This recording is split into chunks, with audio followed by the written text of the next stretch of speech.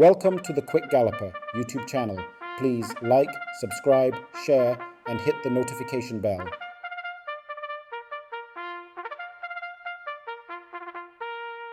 The Gold Cup was conceived in 1967 to fill a strategic gap in the racing calendar, a race that wasn't a sprint nor a long-distance test, but one that could attract winners from either category. 7 furlongs was chosen as the compromise. The Cigarette Company of Jamaica, through its Benson and Hedges brand, became the inaugural sponsor, investing more than any previous private sector partner.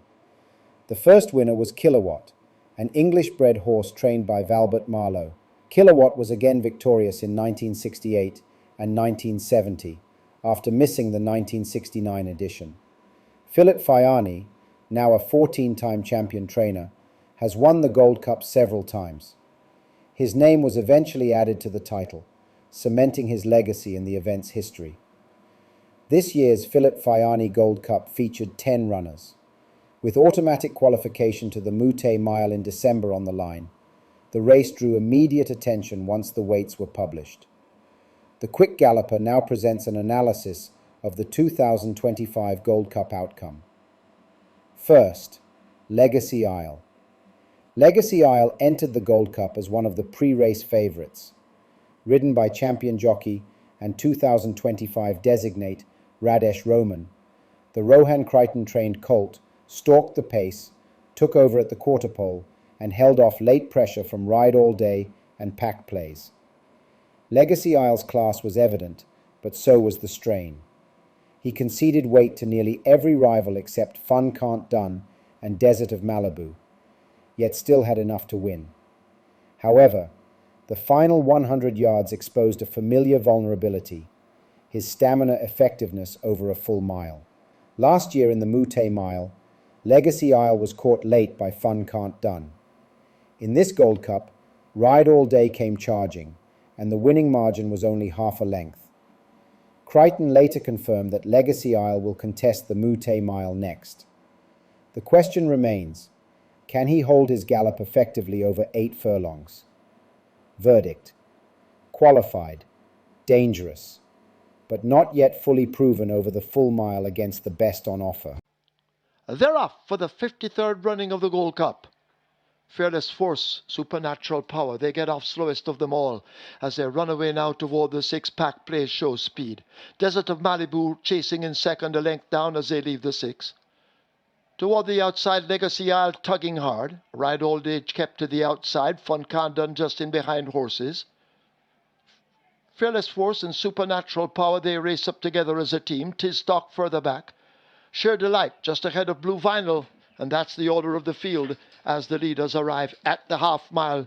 They go spinning into that turn for home. Pack Plays, attempting to go all the way. There goes Legacy Isle kicking in on the outside. Desert of Malibu joined by Ride All Day. A gap back to Supernatural Power, 6 lengths off that lead. Maybe some 3 or more lengths to Fearless Force. Fun Can't Done now wound up and asked to really go. Tis Stock running toward the outside. Then Sheer Delight and Blue Vinyl trails the field. Pack Plays and Legacy Isle bring them into the lane. Ride All Day now beginning to kick in out 3 wide. Desert of Malibu needs to do more down against the fence, but it is Legacy Isle who grabs the lead from Pack Plays. Ride All Day now shaken hard. Legacy Isle continuing to deny them. Pack Plays not done yet. Here now on the rail is Supernatural Power. Legacy Isle with that lead. They drive inside the final yardage, and Legacy Isle fends them off to win the Gold Cup. Ride All Day looks to be second, close between Pack Plays and Supernatural Power coming late. Second, Ride All Day. Ride All Day stepped into Grade 1 company for the first time and didn't blink. Receiving £9 from Legacy Isle, the 3-year-old colt sat close to the pace and launched his run in the straight. Trained with patience and precision, Ride All Day showed versatility, able to sit off the speed and finish with intent. His Gold Cup performance further underlined that he'll relish the extra furlong in the Mouttet Mile. At 3, he's still developing. This second-place finish confirmed his class and hinted at more to come. Verdict: Mouttet Mile bound, improving. The extra furlong is a plus. Third, Pack Plays. Pack Plays probably produced his best career effort from 13 starts. With blinkers on, he went to the lead early, set a steady gallop, and didn't fold considerably under pressure. He was passed by Legacy Isle but kept fighting, finishing just over a length behind. This was a mature performance, more disciplined, more focused. The question now is whether he can stretch out to a mile and still be competitive against the best. His early speed is an asset, but the final furlong will test his limits. Verdict: improved.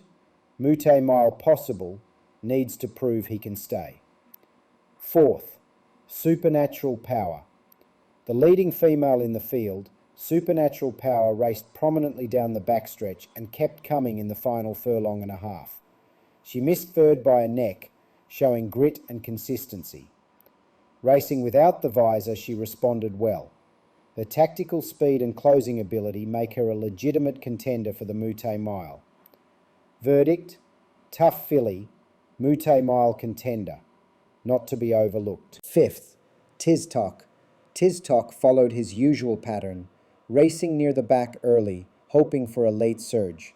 This time, the kick never came. He was flat throughout and didn't threaten.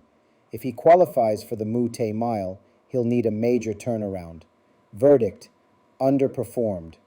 Mouttet Mile unlikely without sharp improvement in the Jamaica Cup, with the distance of 9.5 furlongs much more to the liking of Tiztok. Sixth, Fun Can't Done. Last year's Mouttet Mile winner was expected to show more. He raced near the leaders early, but faded in the final 2 furlongs. This was a disappointing effort. He's still fighting for a spot in the Mouttet Mile, with the Jamaica Cup as his last chance. The spark from 2024 hasn't fully returned. Verdict: off form. Mouttet Mile in doubt. Jamaica Cup is critical. Seventh, Fearless Force. Ran to expectations. Missed out on a placing but wasn't disgraced. Will remain competitive in open allowance company. Eighth, Blue Vinyl. The only locally bred horse in the field. Couldn't match the younger talent of the imported horses. No impact. Ninth, Desert of Malibu. Showed early speed but backed out after 3.5 furlongs. Something was off. Her only remaining Mouttet Mile route is the Port Royal Sprint. 10th, Sheer Delight. It was no surprise that Sheer Delight was no threat. The quick Galloper's verdict. Legacy Isle did what was needed, but the final furlong exposed a familiar weakness. Ride All Day is rising fast and looks built for the Mouttet Mile. Pack plays and supernatural power showed progression. Fun Can't Done and Tiztok are trending down. The Mouttet Mile will demand more than 7 furlongs of class. It will demand power, tactical precision, and late strength. The gauntlet has been laid. Let's see who picks it up. Thank you for watching another video produced by the team from quickgallopjaya.com and its YouTube channel, The Quick Galloper. Please stay on the channel for other enlightening videos on those involved in local horse racing. Please like, subscribe, and press the notification bell.